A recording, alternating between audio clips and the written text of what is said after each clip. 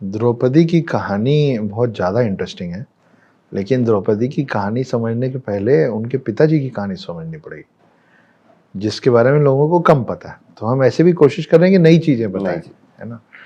तो द्रौपदी के जो पिता थे उनका नाम था द्रुपद, और वो राजा थे एक राज्य का जिसका नाम था पंचाल, पांचाल भी बोलते थे। तो पांचाल नरेश द्रुपद होते थे, इसीलिए द्रौपदी का दूसरा नाम पांचाली है। ओके। क्योंकि उनके राज्य का नाम पांचाल था। तो द्रुपद के बचपन में जाते हैं हम, भीष्म पितामह के बचपन में गए, अब द्रुपद के बचपन में चलते। तो द्रुपद जो थे वो जिस गुरुकुल में अपनी शिक्षा ले रहे थे, सारी युद्ध विद्या और अस्त्र शस्त्र सब सीख रहे थे, वहां पे एक और बच्चा था, उसका नाम था द्रोणा।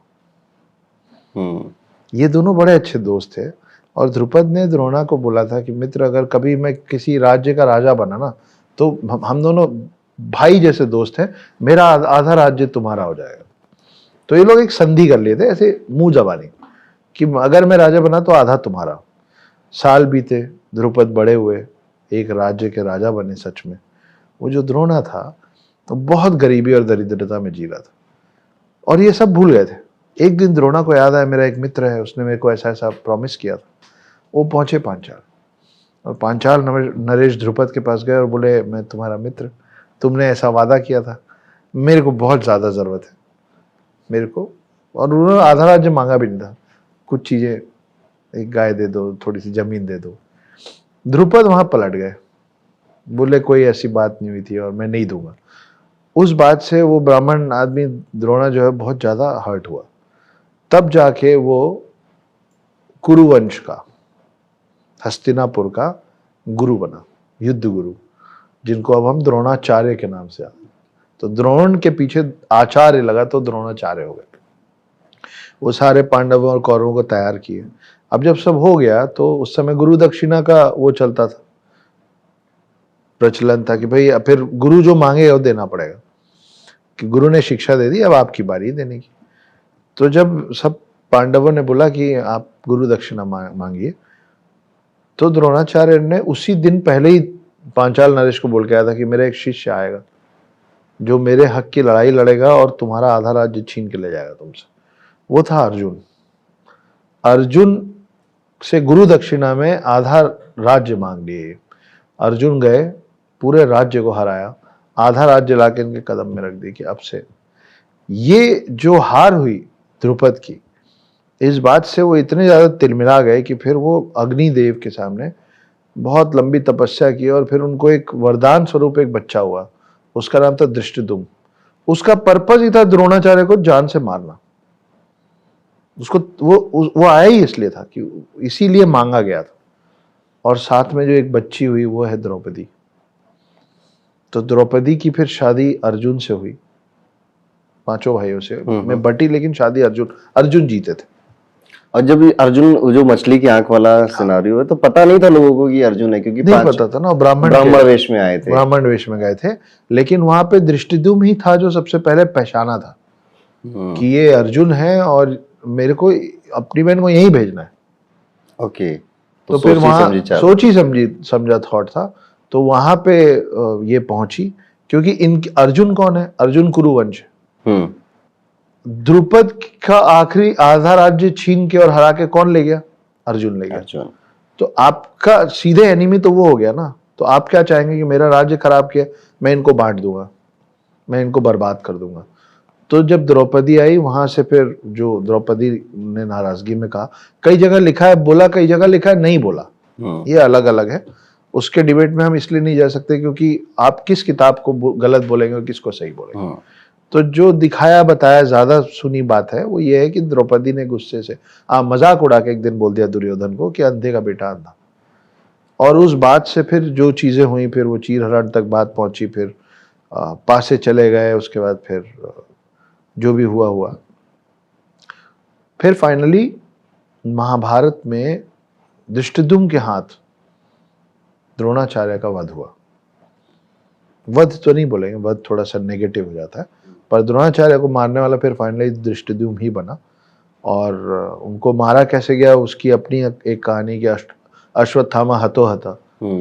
तो अश्वत्थामा थे द्रोणाचार्य के पुत्र, जिनमें असीम शक्ति थी, और द्रोणाचार्य जिसने सब पांडवों और कौरवों को इतना स्ट्रांग बनाया, वो सोचिए अपने पुत्र को क्या बना के तैयार किया होंगे। तो अश्वत्थामा को हरा पाना वॉज नेक्स्ट टू इम्पॉसिबल। तो फिर कृष्ण चाल चले। कृष्ण बोले द्रोणाचार्य जब तक अपना अस्त्र शस्त्र रखेंगे नहीं, उनको हराना पॉसिबल नहीं। उनको हराने के लिए क्या किया जाए? पुत्र मुंह में डालो उसको, बुजुर्ग है, अब एकलौता बेटा है, उससे बहुत प्रेम है। अब कई 100 किलोमीटर में युद्ध चल रहा था, कौन किस कोने में लड़ रहा है पता नहीं। तो कृष्ण ने भीम से कहा कि उस फलाने हाथी को जान से मार दो, क्योंकि उस हाथी का नाम अश्वत्थामा था। तो वो बोलते हैं ना कि चोरी नहीं की, हेरा फेरी की। तो पूरी बात झूठ भी नहीं थी कि अश्वत्थामा हाथों हाथा। तो उस हाथी को मार दो, और बाकियों को बोला जैसे ही हाथी मरेगा तो एक अफवाह फैलाओ कि अश्वत्थामा हाथों हाथा, अश्वत्थामा हाथों हाथा। तो भीम ने जैसा आदेश दिया गया था, हाथी को मारा, और यहाँ सब बिगुल बिगुल बजा के शंख वंख फूंक दिए जीत का। क्योंकि उस समय ऐसा होता था कि जब भी कोई बहुत बड़ा योद्धा गिरता था तो गिराने वाला साइड शंख बजाता था। जब अभिमन्यु मरा था तो भी सब शंख बजाए थे। तो पांडवों को पता चला था कि हमारा कोई तो गया। खैर, तो द्रोणाचार्य को लगा कि मेरा एक तो मेरा पुत्र, ऊपर से one of my best students, हो ही नहीं सकता कि उसको कोई मार दे, भीम मार दे, नहीं हो सकता। लेकिन सब बोल रहे हैं, अफवाह फैली हुई है। तो द्रोणाचार्य बोले कि एक ही आदमी जो झूठ नहीं बोलता है, धर्मराज युधिष्ठिर। अगर धर्मराज युधिष्ठिर बोल देगा कि अश्वत्थामा मारा गया तो मैं मान लूंगा कि मारा, बाकी उसके मुंह के अलावा मैं कृष्ण की भी बात नहीं मानूंगा। तो वो अपना रथ दौड़ाए युधिष्ठिर की तरफ, और युधिष्ठिर से पूछे कि हे युधिष्ठिर, क्या ये सत्य है कि अश्वत्थामा मारा गया? अब कृष्ण को लगा कि ये सत्य, मतलब ये तो सत्य ही बोलेंगे, धर्मराज झूठ नहीं बोलेंगे, और ये सच बोलेंगे तो मेरा पूरा प्लान फेल हो जाएगा। तो उन्होंने बाकियों सबको बोला कि जब मैं इशारा करूंगा तो सबके सब एक साथ शंख बजा देना।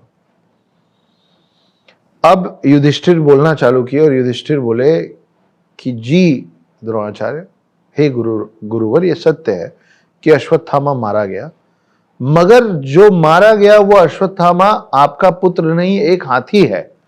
वो जो मगर शब्द आया ना, उस समय कृष्ण ने बोला सबको शंख बजा दो, शंखनाद कर दो। तो सब शंखनाद कर दिए। तो द्रोणाचार्य ने आधी लाइन सुनी कि हे गुरुवर, ये सत्य है कि अश्वत्थामा मारा गया, मगर जो अश्वत्थामा मारा गया वो हाथी, वो सुने ही नहीं। इसीलिए आज भी बोला जाता है कि आपके और मेरे काम का जो लाइन है ना, वो बट के बाद ही होता है। लोग ऐसे बोलते हैं ना कि आप बहुत अच्छी बातें करते हैं, लेकिन मगर जो मगर आता है ना आपके और मेरे का, अगर हम आलोचना सुनने को तैयार हैं और अगर हम अपने आप में सुधार करना चाहते हैं तो हमको बट, मगर, लेकिन, इसके बाद का ही स्टेट। मैं फिल्में भी लिखता हूं, तो मेरी कहानी लोग सुनते हैं, बोलते हैं अक्षत बहुत ही अच्छी कहानी यार, मजा आ गया सुन के, हम चाहते हैं कि हम इस फिल्म को बनाएं। लग रहा है ना सब करेक्ट जा रहा है। उसके बाद एक वर्ड आता है मगर, इस वजह से वो नहीं बन पाई। मेरे काम का तो ये ना कि फिलहाल ये आदमी मेरी ये कहानी नहीं ले रहा है, बाकी सब कोई काम का है नहीं।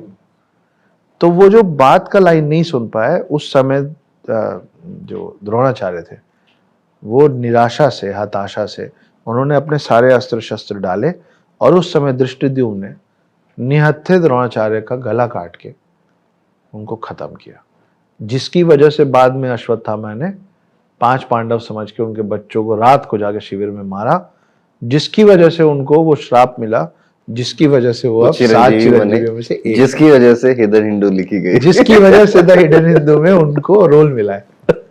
इंटरेस्टिंग। हम फिर से थोड़ा सा आगे बढ़े, क्योंकि ये कथा है ही ऐसी कि एक के बाद एक सारी चीजें लिंक हैं, जुड़ी हुई है, सब जुड़े हुई है। तो एक को समझो तो उसकी वजह से ये हुआ, फिर वो हुआ, डोमिनो इफेक्ट चल रहा है यहाँ पे। इसीलिए तो कह रहे हैं कि कथा अमर है अपने आप में।